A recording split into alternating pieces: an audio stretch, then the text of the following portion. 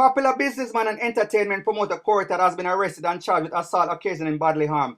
Todd was arrested in connection with an incident in which recording artist Devin Di Dakta was assaulted in one of his nightclubs, Taboo. According to reports, in January of this year, Devin Di Dakta, Magnum Kings and Queens of Dancehall winner, was forcibly removed by Taboo's nightclub security personnel. It is alleged that he was taken into the parking lot and beaten by several persons. The reason being because of a song perceived to be disrespecting to Corey Todd.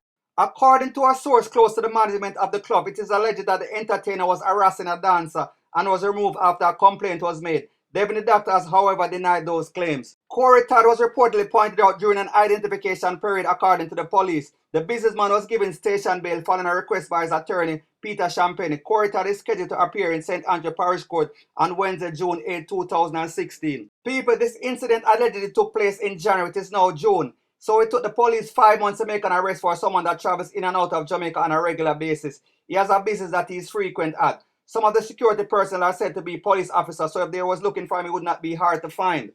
It is either that the justice system moves at a snail pace or there was a deliberate attempt to stall the arrest process. But like they say, money talks and bullshit walk. And there is one set of justice for the poor and a polar opposite set for the rich. For those of us who are not familiar with Jamaica Strip Club, it is no need to harass the dancers. It's not like America where the dancers act like they are stush and supermodels. In Jamaica, the clubs are different. From your money is decent, you can see miracles and things that you would not imagine.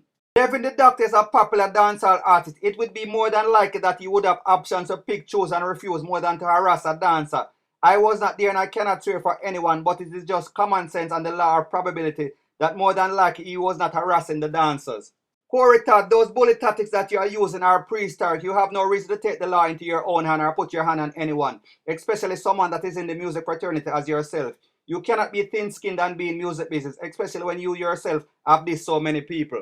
People, what do you really think about Corey Todd being arrested after 5 months? Do you think that he's finally getting what he deserves? Do you think that it is a little too late and Devin Di Dakta and Corey needs to squash it and work it out of court?